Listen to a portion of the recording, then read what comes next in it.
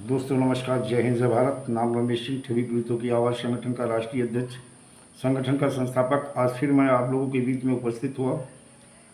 दोस्तों, आज हमारे संगठन के माध्यम से प्रयागराज के सांसद उज्ज्वल रमण सिंह को रिमाइंडर दिया गया, जो ज्ञापन दिया गया था, चुनाव जीतने पर धन्यवाद भी दिया गया था।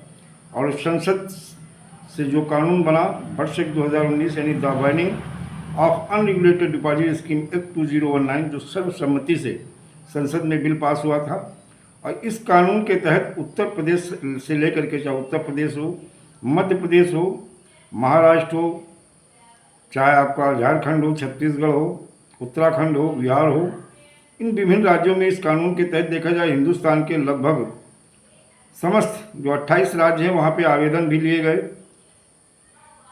उत्तर प्रदेश में तो देखा जाए पहले विंडो ओपन हुए, ऑफलाइन आवेदन हुए। ऑफलाइन आवेदन के बाद में फिर पोर्टल आया, उस पर भी आवेदन किए गए। और एक लंबा समय बीतने के बाद जो बर्थ एक्ट और पीआईडी एक्ट के सक्षम अधिकारी हैं, पीड़ित जमाकर्ताओं का जो धन इस कानून के तहत जो विधि सम्मत तरीके से उनका धन वापस नहीं कर रहे, उन्हीं चीज़ों को लेकर के आज उज्ज्वल रमण जी से मिला गया। मिलने के बाद जो संगठन के पदाधिकारी हैं, उनके मिलने के बाद में उन्होंने अपनी पीड़ा और दर्द को बताया। तो उज्ज्वल रमण सिंह ने कहा कि मुझे पूरी तरह से आपकी पीड़ा और दर्द मुझे याद है। आपने जो ज्ञापन दिया था और आज का जो रिमाइंडर दिया गया, उस रिमाइंडर को उन्होंने प्रश्न और उत्तर उसके बना करके, और उन्होंने एक बड़ी बात ये कही कि आप लोगों के भुगतान को लेकर के हम एक लेटर सरकार को लिखेंगे और लिखित में आपकी पीड़ा को हम दर्ज कराएंगे। और हर स्तर पे आपके भुगतान को लेकर के, आपकी पीड़ा को हर स्तर पे जो कहीं ना कहीं विलम्ब होने के कारण आपको परेशान किया जा रहा है, अभिकर्ताओं को फर्जी मुकदमा पंजीकृत किए जा रहे हैं, उनका उत्पीड़न हो रहा है, उसे रोका जाएगा।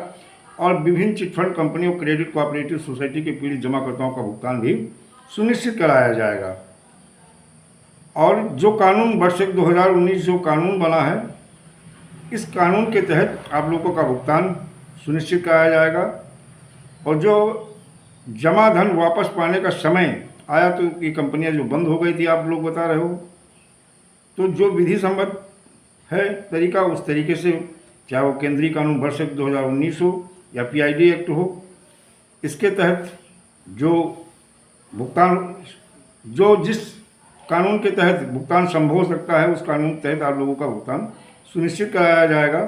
और जो बेरोजगारी के कारण जो परिवार में बहुत सारे लोगों ने आत्महत्या कर लिया है, बहुत सारे लोगों ने जो है पलायन कर गए हैं, अपना घर द्वार छोड़ दिए हैं, इस पीड़ा को भी संसद में उठाएंगे।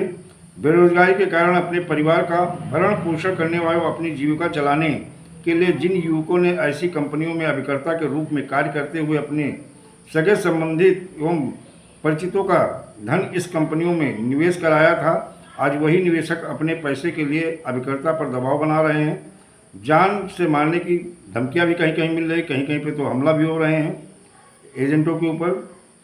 अभिकर्ताओं के लिए नाम थाने में एफआईआर जो दर्ज हुई है, उसको लेकर के भी चर्चा हुई। उन्होंने कहा हम जो अभिकर्ताओं के ऊपर फर्जी मुकदमा पंजीकृत हुए हैं, हम इस बात को रखेंगे कि अभिकर्ताओं के वो फर्जी मुकदमे वापस लिए जाएं।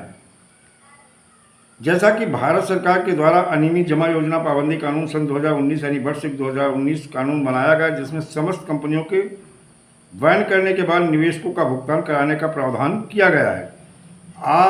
और जो ये आवेदन दिया गया है, इसमें सांसद महोदय ने चीज़ों को समझने के बाद में उन्होंने नोट किया है और प्रश्न उत्तर बना करके लिखित में इस संसद में इस बात को रखेंगे। और ज्ञापन देने के समय, रिमाइंडर देने के समय जो वहाँ पदाधिकारी मौजूद रहे, जो रिमाइंडर के टाइम जिला अध्यक्ष देवीदीन प्रजापति, मंडल उपाध्यक्ष प्रेम शंकर बिंद जी, करछना तहसील अध्यक्ष दिनेश कुमार सिंह पटेल जी, राम बाबू प्रजापति, जाकिर हुसैन, ताराचंद कुशवाहा, एडवोकेट गिरजा शंकर कुशवाहा और संगठन के अन्य पदाधिकारी भी मौजूद रहे।